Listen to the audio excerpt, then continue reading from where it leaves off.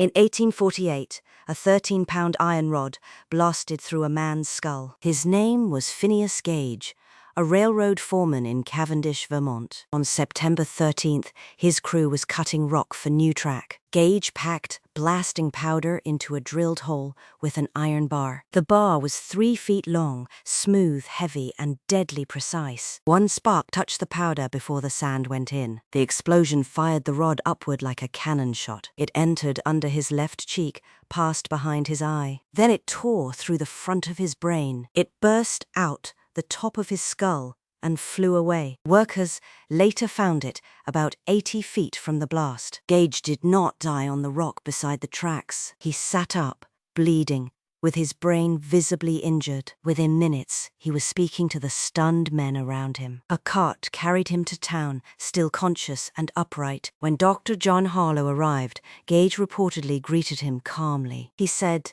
"Doctor, here is business enough for you." That sentence is almost more frightening than the wound, because everyone expected a corpse, not a man making conversation. For days, infections swelled his head and threatened to kill him. Harlow cleaned the wound while Gage drifted between fever and lucidity. Against every expectation, the foreman survived the iron rod. But survival was not the same as returning. Before the accident, Gage was careful, steady, and trusted with explosives. His job required judgment, timing, patience, and control under danger. Afterward, the people closest to him saw someone unfamiliar. He became impatient, crude, restless, and unable to keep plans. Work crews who once followed him could no longer rely on him. Friends used one brutal phrase: he was no longer Gage. Be honest, later storytellers exaggerated parts of his decline. He may have recovered more ability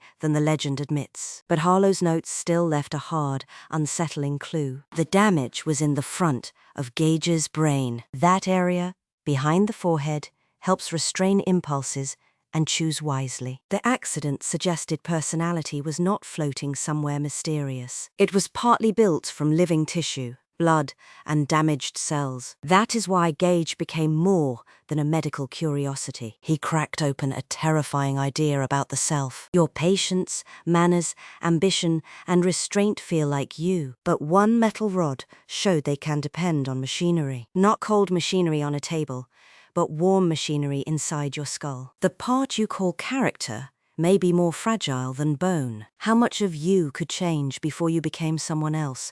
Tell us below. Remember to like and subscribe, and why we do what we do.